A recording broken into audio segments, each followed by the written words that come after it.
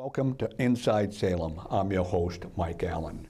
On this show, we try to go behind the scenes on a lot of the issues that are hot button issues in the city, and we try to do in such a fashion to give extra information to those people who have been around for a while, and to bring those people who are new to Salem, give them some of the behind the scenes insight that's happening, insight behind the scenes action. Joining me today, Teasie Riley-Goggin, political analyst. Thank you, nice being here. Domingo Dominguez, Councilor at Large. Thank you, Mike, good to be here. Tom Furey, former school committee member, former Councilor at Large and current planning board member. Thank you. And Jim Fleming, former Ward 6 city councilor, former school committee member, and a longtime original panel member of this show, which has passed 25 years, over 25 years. 25 years. Yeah. I'm sitting right here. He is tenure. Yeah. Okay, so today's topics we're going to be talking about, amongst today's topics, we're going to be talking about, garden beds on the common, banning nips in the city of Salem, money that was proposed for both Lynn and Salem for helping people get the skills needed to work at the windmill farm, the TIF, tax increment financing agreement with the with Crowley, which is running the windmill farm, and as well as the mayors, the local mayors, are all getting together and talking about a housing crisis in the area. But before we go into that, we had an election yesterday. This show is being taped on Wednesday, September 20th. On Tuesday, September 19th, was the primary for Ward 1, where they took 3 candidates that were running for city council to replace Bob McCarthy, and we got 2 going in. The 2 winners were Cynthia Gerslow. I'm sorry, I apologize, Cynthia. Hope I got Cynthia right. I assume I got that one right. But if I didn't get your name right, sorry about that. And Chris Melstrom Jr. Cynthia got 53.6% of the vote, and Chris got 44.6% of the vote. Easy race to handicap. Easy race to handicap. Is it? Okay. Yeah. Yeah, she got over 50%, so we assume. No, it was easy going in, too. Was it? Okay. I wasn't familiar with any of the candidates. Okay. She's, so the daughter of George Nowak. Oh, okay. That's right. You said that last time, and it just went right by me. Great okay. So the candidates that are going to be appearing on the November 7th general election, that's Tuesday, November 7th. For Ward 1, we have Cynthia, who we just mentioned, and Chris. In Ward 2, we have incumbent Carolyn Watson Felt and Christopher Fusione. I wish everyone would change their name to Smith. I'm terrible with names. I apologize for everyone that names I mess up. I feel bad about it, but just we all have strengths and weaknesses, and that's one of mine. In Ward 3, we have incumbent Patricia Morcillo against the challenger Joseph Cotrera. Ward 4, we have 2 non-incumbents. The incumbent, Love McLean, is not running for re-election. We have John Harvey and Ian McLeod. Ward 5, no race at Jeffrey Cohen will be re-elected. Ward 6, no race, Megan Stott, whose name the last time around was Megan Riccardi, will be elected. And Ward 7, no race, Andy Varela will be re-elected. Unless someone wants some major write-in candidates in that, but that's very unlikely. Okay, Council at Large, we have incumbents Domingo Dominguez. I wonder who he right is. Here, Ty Hapworth, The best. Alice Merkel, and Conrad Przewski. Those are all incumbents, and the 2 challengers, Kyle Davis and Philippe Zambolini. School committee, we have 2 incumbents. We have Mary Manning and Veronica Miranda. Now, Veronica Miranda is an incumbent by virtue of the fact that she was appointed to the position to replace Jim's seat when he resigned from the committee. And then we have 2 challengers, Henry Gugelgun and A.J. Hoffman. Those are the candidates for the races.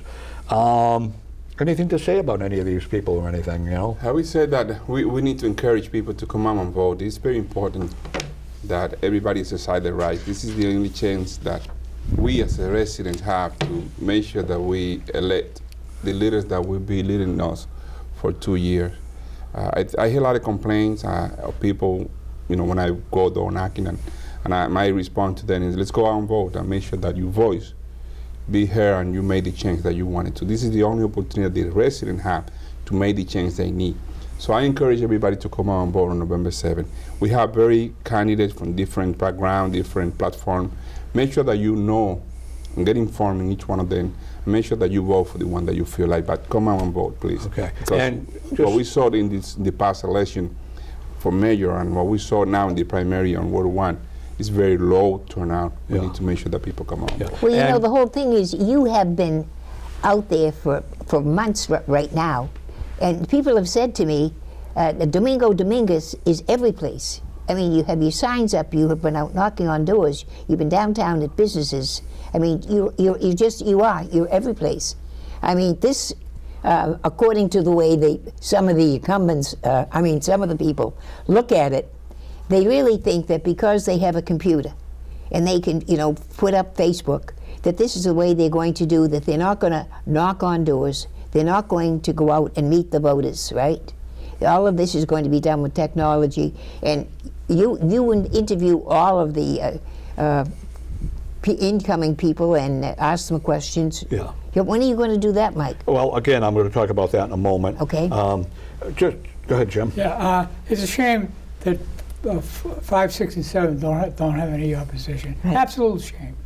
Those wards, especially 6, have been very active political wards all my life, and it stimulates incumbents to do a better job. Yeah. So I don't think they should have a free ride, and I'm shocked that those 3 wards have a free ride. Yeah. The next is also the school committee. Very weak field, very, very weak field. I couldn't recommend any of them other than, I couldn't recommend any of them, believe me. It's a shame. My seat is available, Manny's seat is available, and Manny, right, but she's running for re-election, yeah. yeah, and no, I know, and the mayor's wife's seat is available. Oh, right, right. Yeah. So I just don't understand why we don't have any interest in running. Right. Now, there was a candidate in Ward 6 who got in and then realized the demands of running for a position and the demands of the position itself, and she left. Right, She went right out the door. Yeah. And that's a lot of it, because you have to give up something to run, Yeah. and have to give up something more to serve. Yeah. Well, she didn't just go out the door. She really and truly went to meetings. She is still going to meetings, but the whole thing is, she really felt that she could not represent the voters adequately. When she said, if I run, I want to go in and be able to sit in that seat and know what's going on. I don't want to sit there for 2 months until I get on what should or should not be done. I love that candidate, but I'm telling you, that's not right. She really didn't want to. She didn't really want to give up most of her personal life, and that's what I gather from her. Okay. Well, it's not mine, that's and a I personal talk to her choice to every other make. I day. mean- I know you do. I Yep. know you do. Yep. And that's a personal choice to make. If they're not Yeah, willing it to is, do that, it you is, have to it be is. willing to do that. Tom, you used to go to a lot of different doors when you were running. And That was I one agree, of- I agree with yeah. Mike, and I agree with TC. The old-fashioned way, going door to door, nothing beats it. It's a personal touch. Yeah. And this campaign, with no mayor on the ballot, with only a number of races available, you need to go door to door, face to face, hit the issues there. I wouldn't be here without going door to door for 36 straight years, primaries, final One of elections, the everything. best. And going to all the meetings, going to all the neighborhood meetings and so on there. You have to be visible and ask the questions, and for them to be there. Yeah. So thank you, Rich, Mike. Thank you. Well, the whole thing is, Tom, it wasn't that you spent a lot of money in your campaigns, but boy, you certainly spent a lot of time. Yes, it's worth it. You were like the lonely soldier out there. You know, bit by bit, you hit everybody. There were others Yep. out there, but he was the best. But you never realize how big a city is, how beautiful Salem is, until you go door to door. It's really beautiful. The best part of an election is meeting the people. Absolutely. Okay, so just TC alluded to my interviewing candidates. What I do every 2 years, I'm doing it now, I think this will be the the fourth time that we've done it, that I've done it, Wow. is I will interview the challengers only, those people who are not incumbents. Right. And some people say, well, why are you not interviewing the incumbents? Well, my argument for this, is that the incumbents have a voting record. You can see what they stand for and what they don't stand for based on what they voted for and voted against. So therefore, there's a body of work out there regarding them. But for the challengers, they need to let people know, I believe, the opportunity to let people know what they will support and what they don't support. And so what I do is this. I will send out a letter, and as I say, as of yesterday, we've only got the final number of people that are going to be, final people that are going to be on the November 7th. Final field is certified. Yeah, so I will send out a notice to those people saying that, so I'll give them some time slots. It will be a 15-minute interview.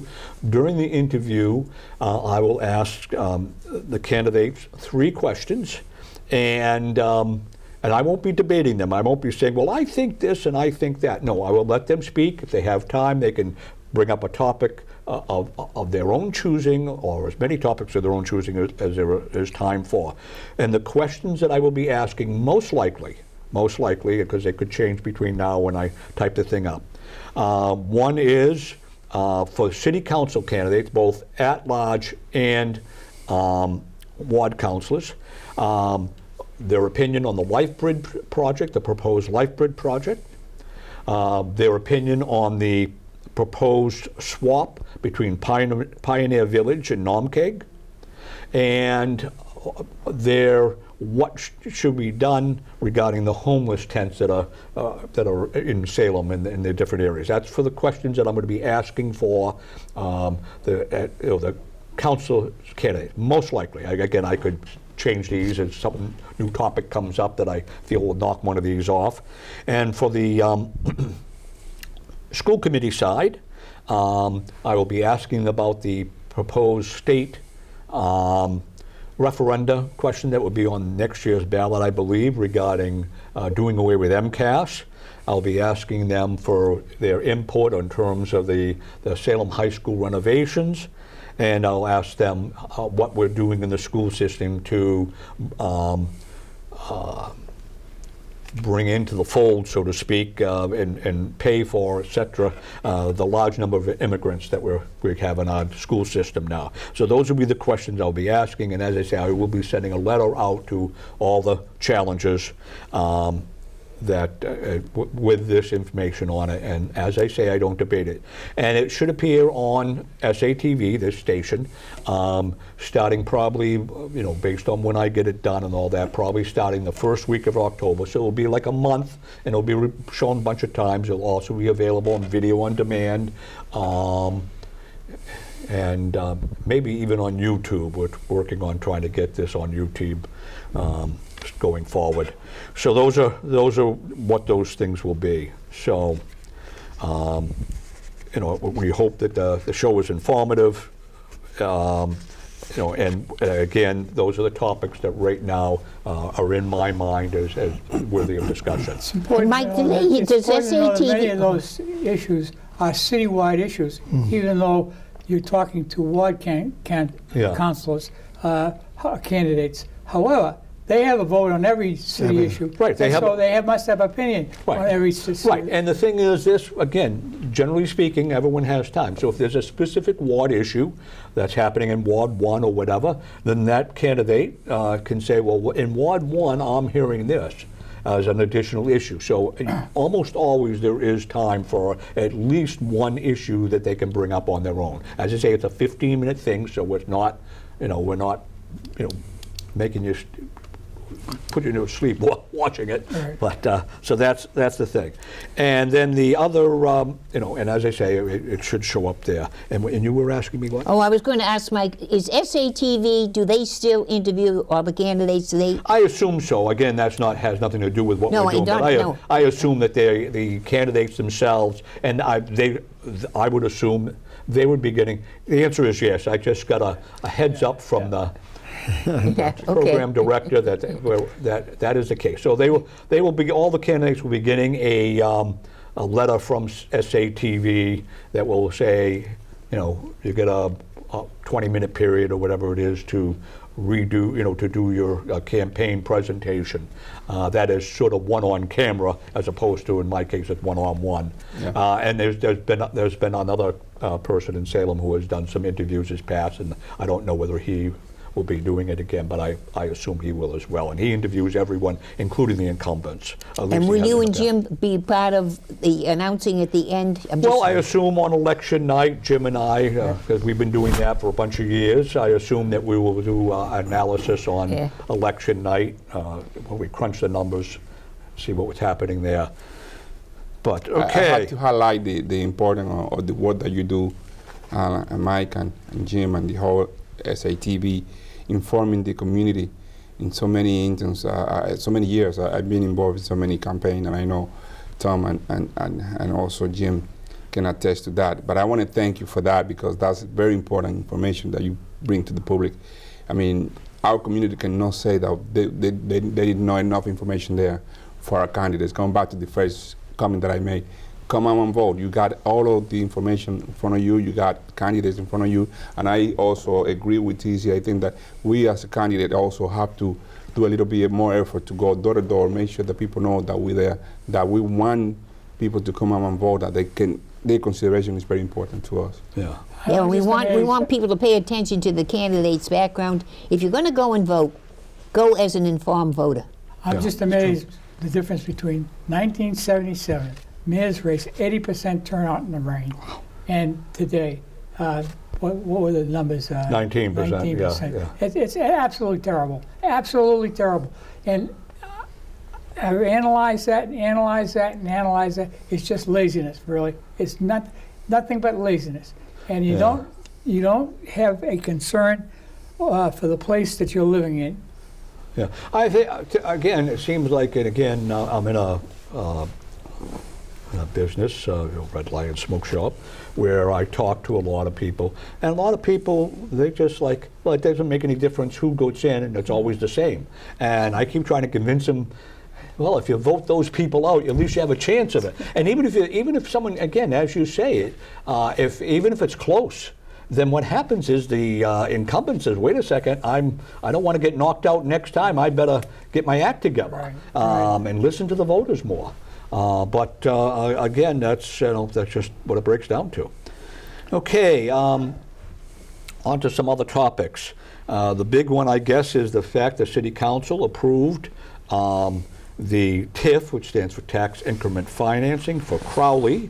And Crowley is the name of the company that's going to be doing the windmill staging area down at the power plant area, the footprint power plant extra land. And they were looking for, in terms of dollars, a very significant number, but nonetheless, they're going to be paying a significant amount of tax as well. You voted in the positive, or I think it was did. unanimous. Yeah, I did. The reason why I think we got a lot of information that in some cases we don't get into the general public. We went to New Bedford. We was briefed by Tom Daniel, the planning department director, and we have so many communication, and I had so many questions, and all the question was answered.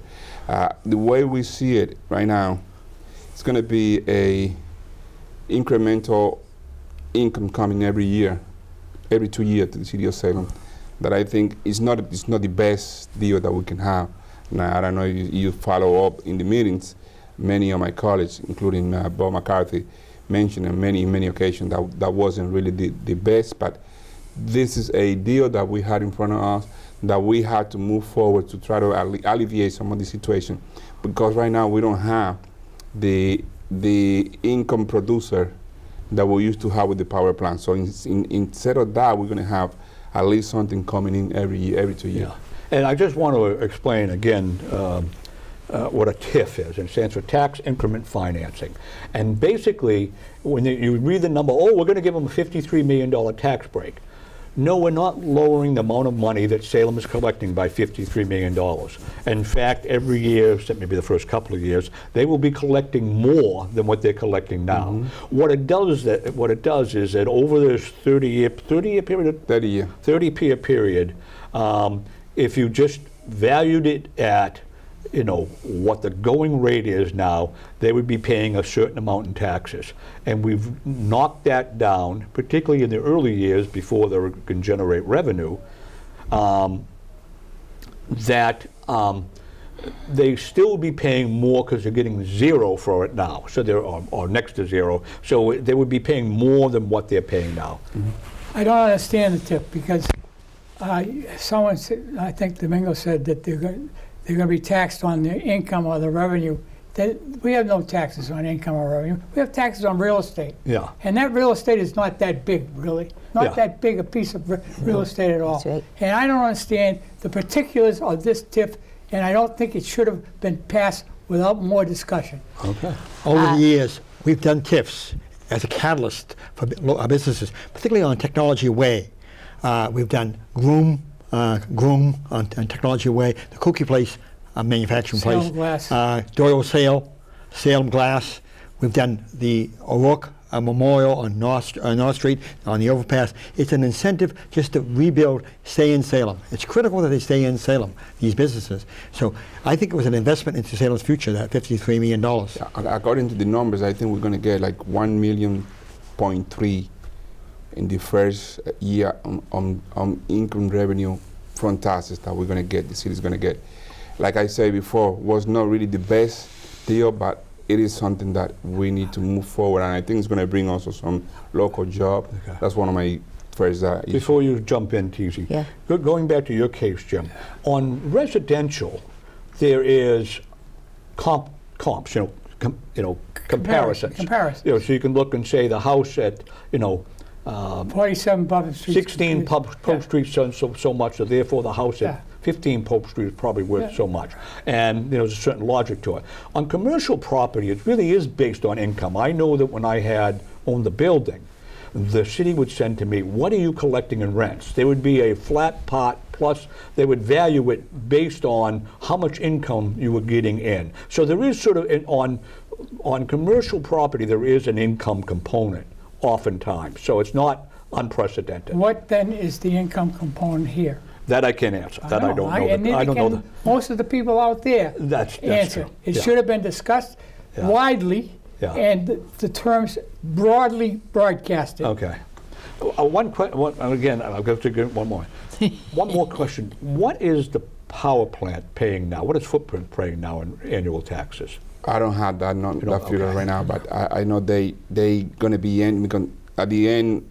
It's going to be a new business coming in, and I think that income will not come to the city of Salem any longer. So by having this new deal with the North Shore Wind, we're going to have some revenue income that will alleviate some of the income revenue that we have. Okay. Like one more point. Okay. Tom says we want to keep business here. Sure we do, but this business wasn't here. Right. This business is brand new. This business could go any place, and it's not really appropriate to say we want to save this business. Yeah. Okay. But the other thing is, I went to the meeting. I sat there, and it was a meeting that wound up that they couldn't count because of a little technicality, or a big one. And then they had one, the next meeting that they had, the regular one, where they brought in the committee findings.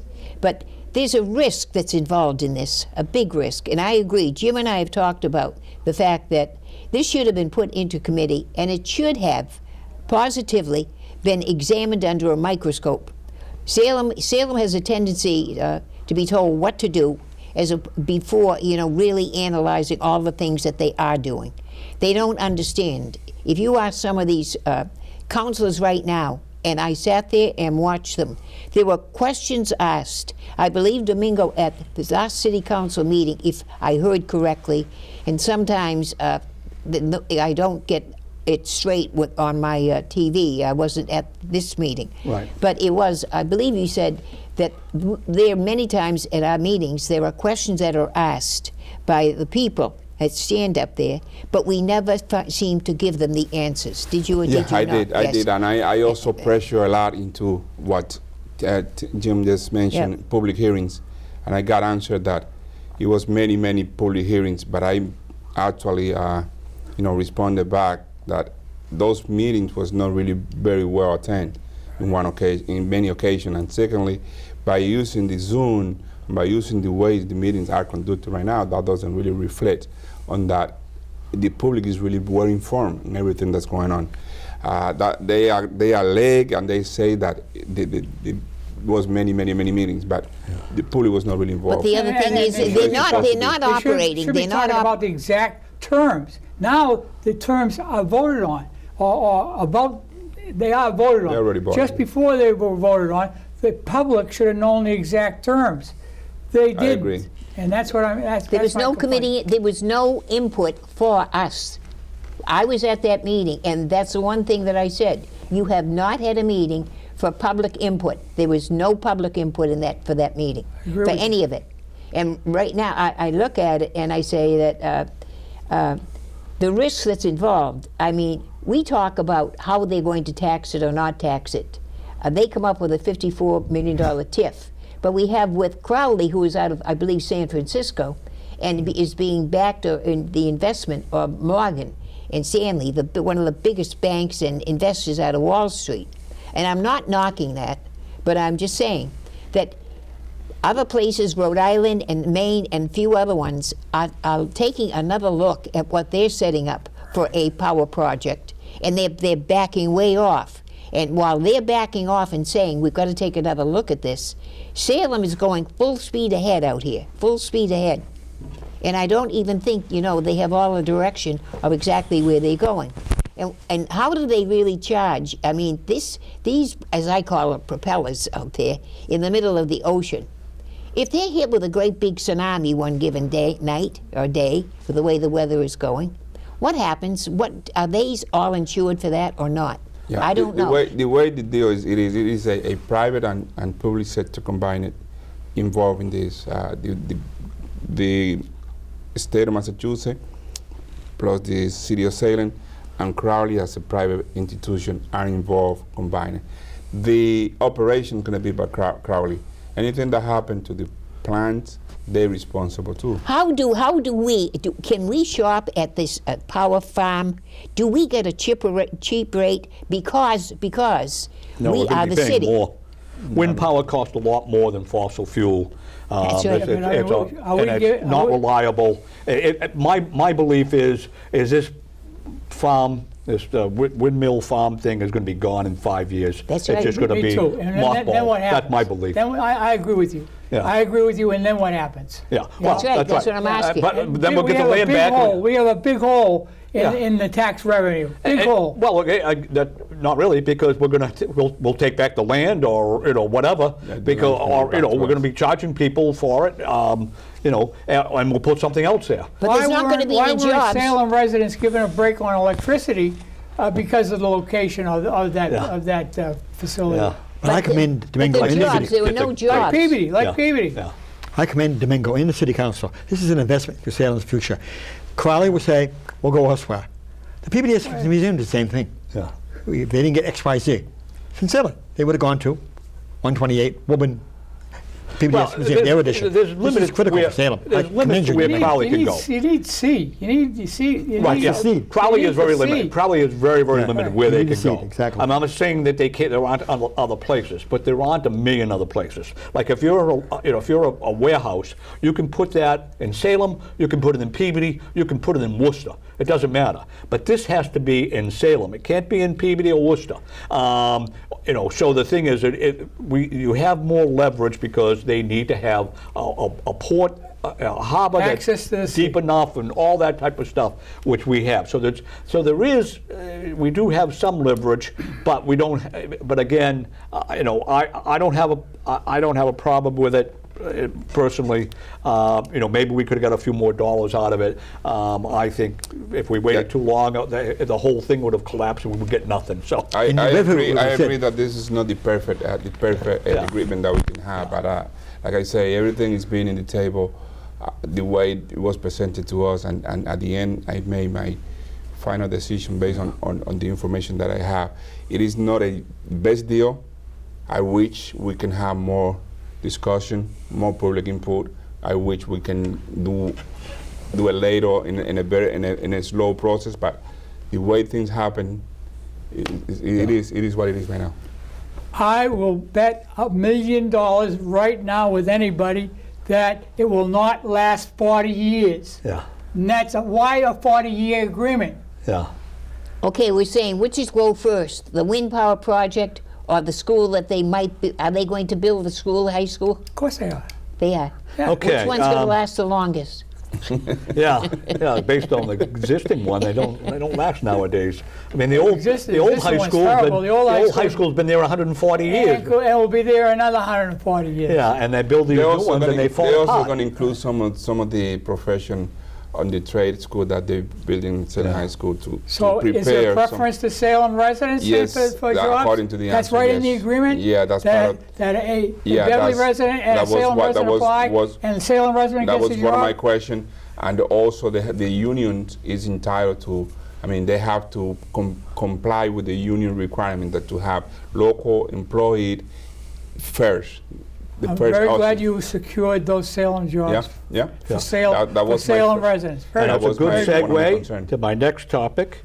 There was a grant provided to Lynn and Salem, and I don't know the breakdown of it, for labor development, and it's targeted towards providing training to be able to work at this particular We're doing that facility. already, Mike, in the city of Salem. Well, We've been what doing you it get- for 3 years. Right, but you're getting a grant for it, which is why, what Yeah. makes it extra. So that's, going into the school system, which will help. Yeah, It'll that'll help, It'll it'll help help. our students.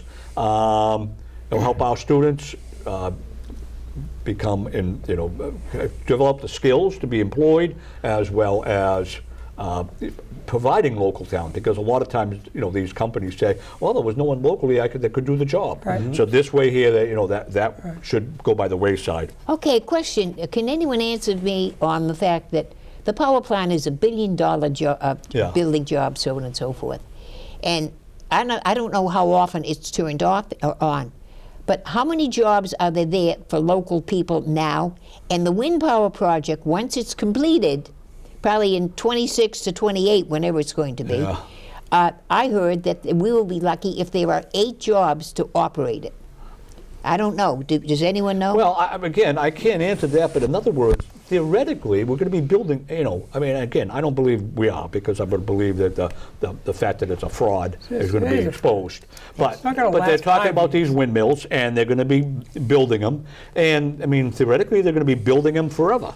And so there's going to be a demand for places to build windmills. And since there aren't that many harbors, et cetera, that you can work out of, it seems likely that Salem would be a place that we have staying power for that. Again, the future is the future. If we all knew the future, we'd all be rich.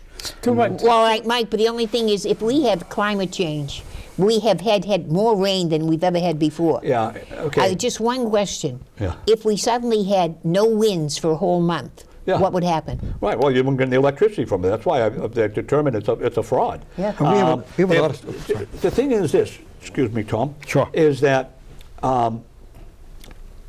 the laws of physics are just there. If you wanted to have enough electricity to supply the electricity to this country, I mean, you basically have to, take half the land in the country to do it, because it's Build a not that power plant efficient. in every corner. And not only that is, if you have windmills and solar panels, you know what you always have? You have backup power systems, Right. which means power plants. So you're never going to get rid of fossil fuel. I mean, the thing is this, there was during President Bush 43, there was this thing, the Kyoto Treaty, which I think was negotiated under Clinton, and then Bush refused to sign it. And there was a whole bunch of countries that signed it, and I think we were the only holdout, and we were the only country of all these ones that signed it that actually achieved what they were trying to do in terms of carbon lowering dioxide emission. carbon. The other thing is this. They used to say global warming. And we've had like 20, see, in other words, it's hotter now in this area of the United States or whatever. But globally, there was like a 25-year period now where there's been it hasn't been hotter globally. It's been hotter here and colder there. I mean, the thing is this, climate change has always happened. I pointed this out to Brendan at one point in time, Brendan Walsh, Right. former panel member, and that I said, look, the fall of Rome was precipitated by global cooling because the northern European countries could no longer produce enough food to feed themselves. So what do? They start moving south, they bump into the Roman Empire, and they have to fight or die. So they fight, and they were successful. And that's what caused the fall of Rome. Then we had the Renaissance.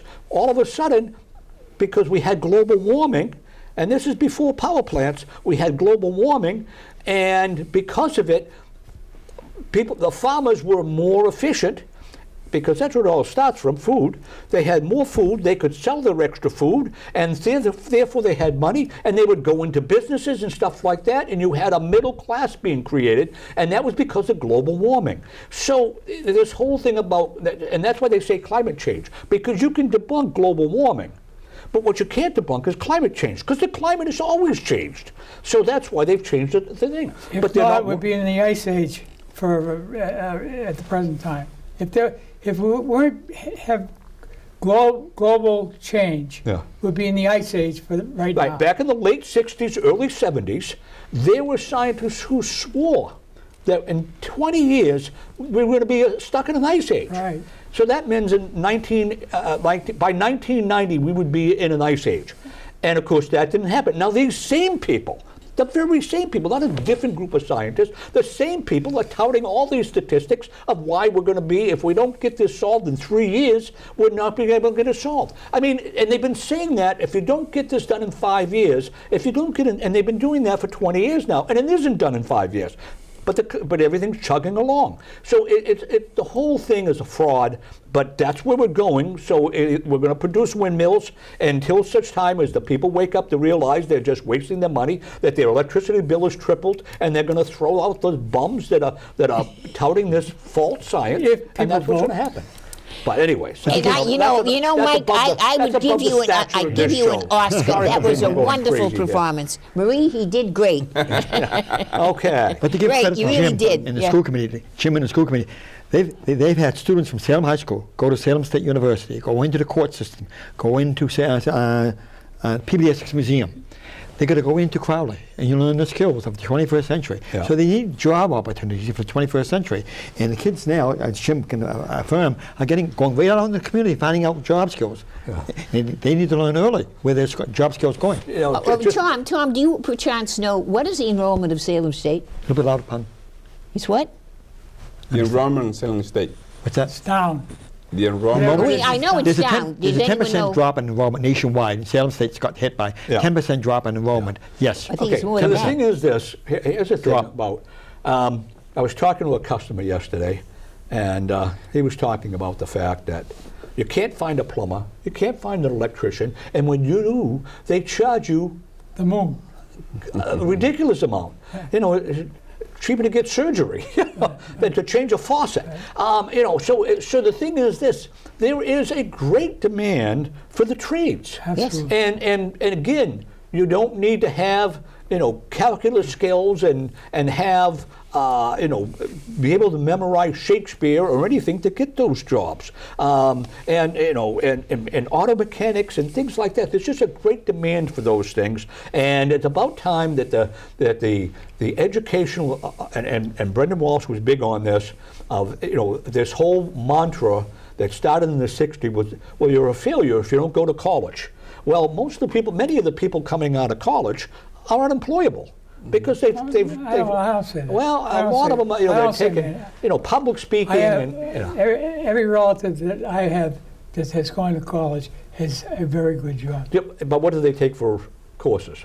Do they take Well, one's a physical political science? One's a physical therapist who No, but they end took- up with a doctorate. in effect, they took, trades, college trades in a way. They did something that had a specific learning skill that they would do something, as opposed to, I mean, the number of political science majors that you see in schools and things like that. I mean, what do you do with a political science major? You run for public office. It's not just that, though. You should have a balance here, learning the humanities, languages, the history of the world, Social history skill. of Yeah, I don't civilization. disagree with any of that, yeah. If you don't, you wouldn't be able to talk to the way you did 5 minutes ago about Rome and the Roman Empire. So you have to have a balance. Yeah. I agree on that. Yeah, but especially if, just mentioned here by Mike, if you call your plumber and say, I have a plugged a toilet, and he'll tell me point blank to me, he said, oh, I don't do that anymore. Call ASAP. And I called for another thing. He said, oh, I don't do that, call so-and-so. Yeah. They're very selective of what they do. And if you need a plumber on a weekend, or an electrician on a weekend, Forget it. forget it. Yeah. Just yeah. forget it. Okay. Again, this is having to do with climate change. Yeah. I'm going to tail into that. We have the local mayors all got together, including our own mayor, and talked about the housing crisis, and we need to do more to get housing. And at the same time that's happening, there's a bill going through, a state regulation or bill going through, saying that we're going to no longer be able to do gas hookups. We're going to have green energy in all new construction. That's it. Well, Yeah. you want to increase the price of a house? Make it solar and windmills powered. That's going to increase the price of a house, and it's and it's going to even further exacerbate the housing crisis. This group, And Salem is one of the communities that's trying to get it. the mayors are talking about this problem. Does it include Boxford, Topsfield, Bedford, Weston? No, and it never will. Yeah. They want to keep packing the poor cities and leave the open space to the rich. Right, yeah, yeah. Well, the other thing is, no, they sit back very quietly and live their quiet, suburban life. And places like Salem jump in, with both feet before they know what they're jumping into. And then it's like, we've brought it up, right, Tom, about, water, sewerage, you name it. We provide all these things. Yeah. Salem is a very generous city. Very generous. Yes. Every host agreement we have, we've given it all and gotten nothing. And they also now, I'm talking about they know sewer, how to, I'm talking about water. Yep. I'm talking about all of the things that are important to life. We Yeah, but never the- have been benefited from being the host of those facilities. But Salem has been in the cleaning business for a long time. They know how to clean out bank accounts. You better- They know how to dig in your pockets. You better believe it. They have a lot of talents. You Yeah. got a great DPW. Reagan had a great line when he says, but I'm not sure if I'm going to get the number of words right. The 11 most scary words in the English language are, hi, I'm from the government, I'm here to help. And it might be 12 words, might be 10 words, I don't remember. And I might not have quoted it correctly, but he said something. Yeah. That's a paraphrase of what he said. And it's really true. I mean, there was, I guess we digress there. Okay, let's get on to another topic. City of Salem, they've talked about this in the past, particularly around Halloween time, of banning the sale of nips. And most people probably know what they are, but you don't Yeah. know what a nip. It's those little tiny bottles of One whiskey ounce or or whatever. 1 ounce or 2 And ounce. the one that you see around Salem all the time is called Fireball, and it's cinnamon whiskey, and it must be really, really cheap because it seems to be the preferred choice of the homeowner. I think it's $1 a nip. Is it? Okay. And two or three of them, and the people are sailing. I've Yeah. talked to people. Yeah. It's a quick buzz. Around that. That order was bringing in by Council America on the last meeting we had. Yeah. And, we haven't had any discussion yet. It's going to be into OLA. And I'm looking forward for a robust discussion into all of the details. But the language that is in the order is based on on the littering of the little bottle everywhere, creating some, not only a very nasty situation for the city, but also some health for the environment.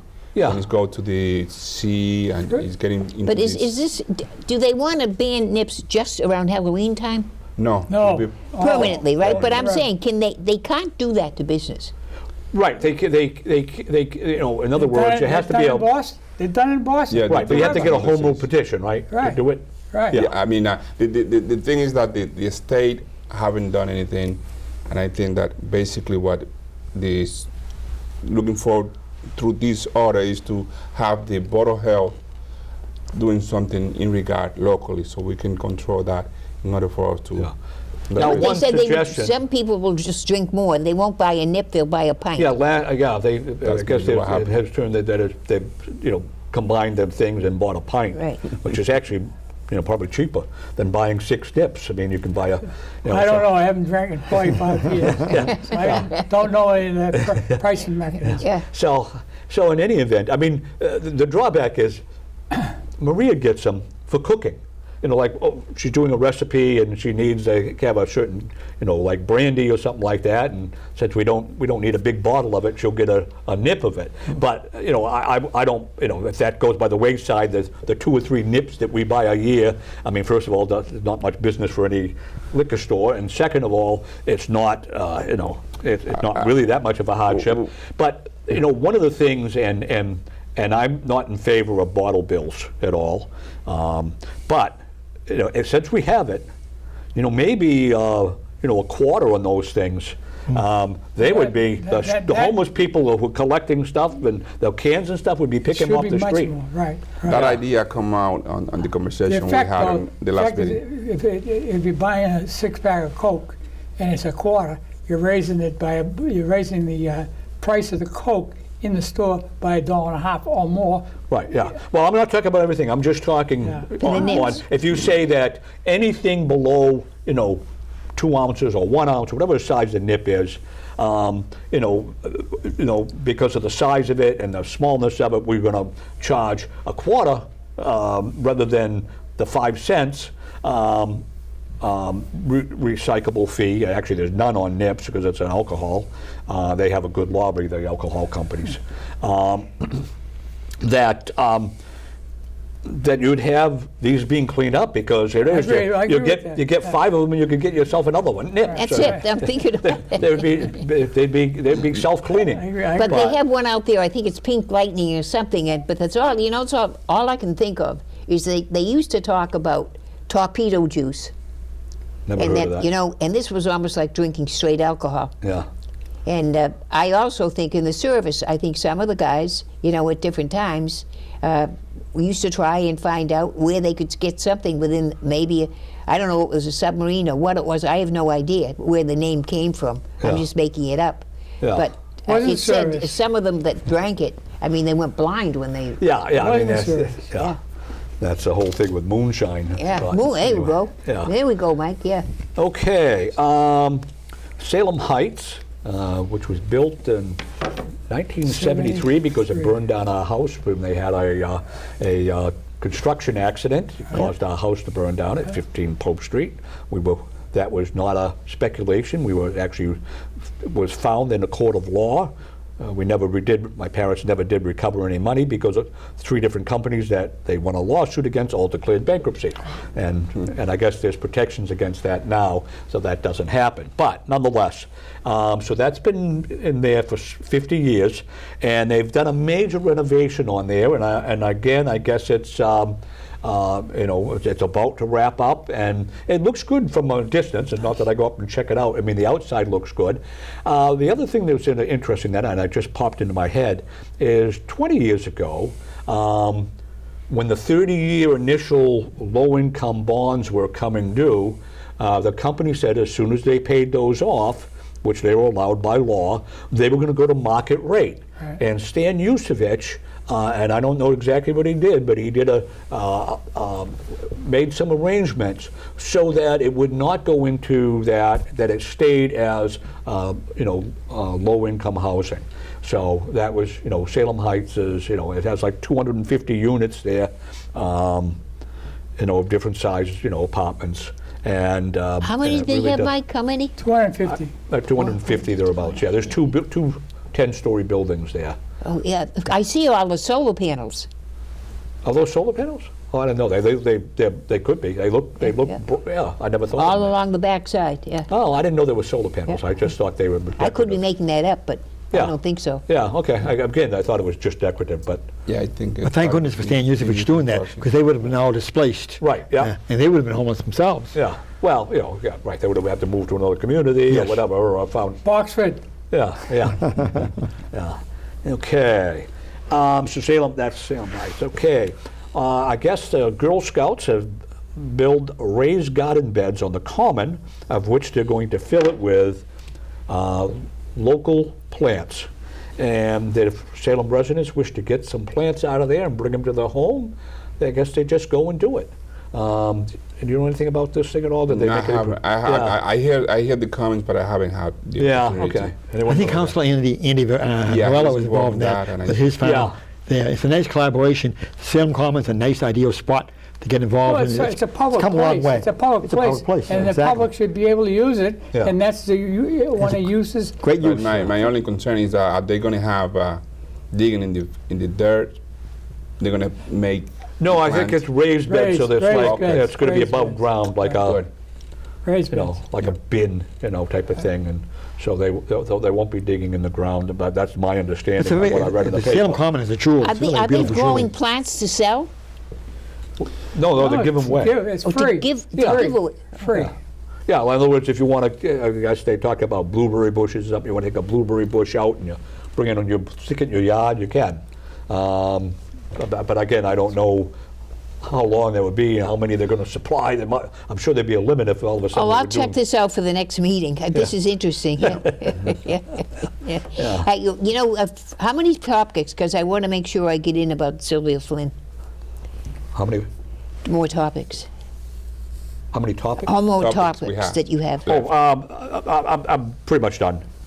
Again, I had a couple of state ones that are not important. So if you have something you want to. No, I just want to say because Sharon Felton's mother, Sylvia Flynn, who was just an outstanding, wonderful person, and she was married to George Flynn. They had, two great children. Sharon being what I consider, we're blessed.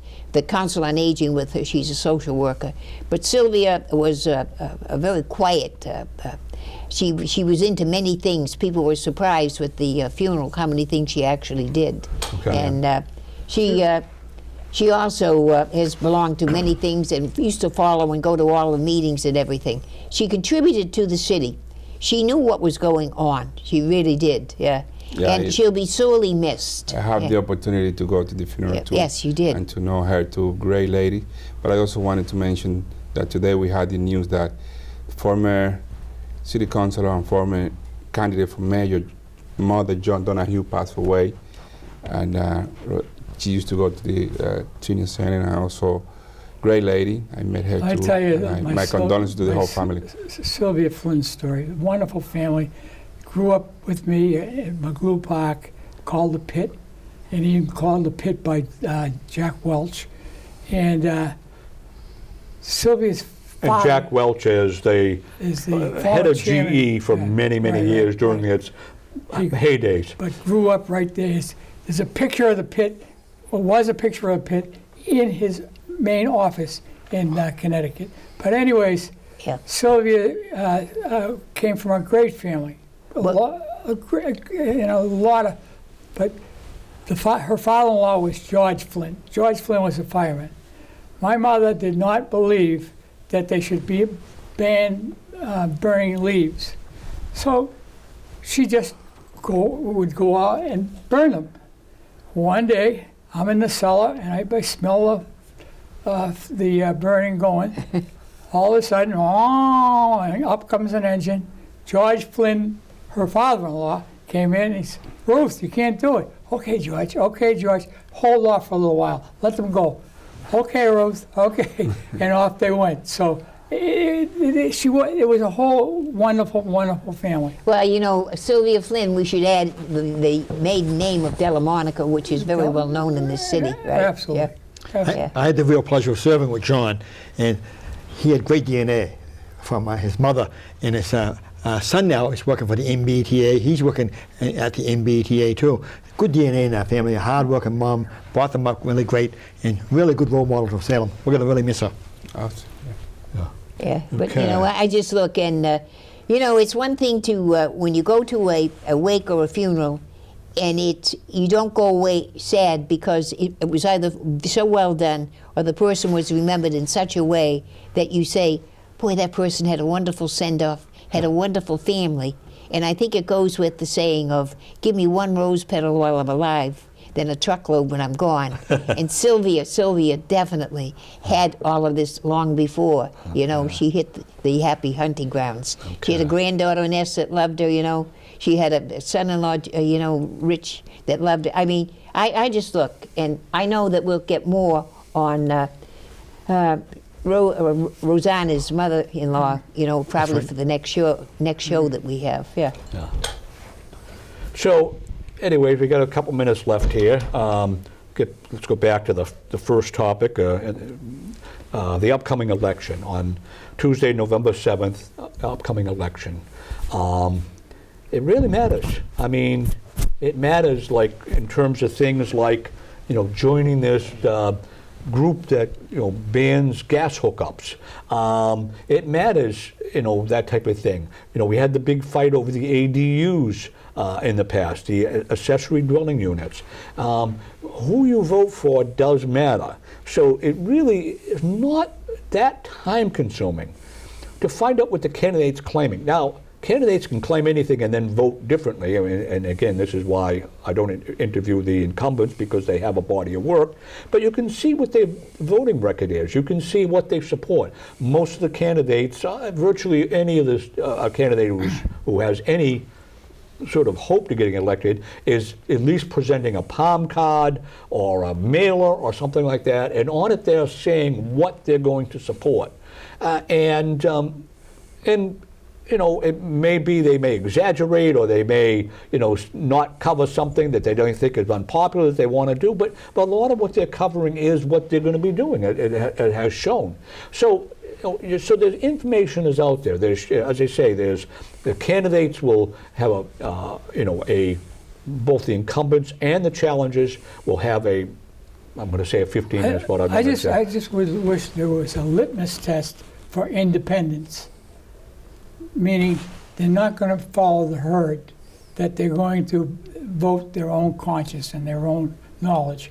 And I don't think for many people that there is any test or any way in which to determine which way they're going to go. Yeah, okay.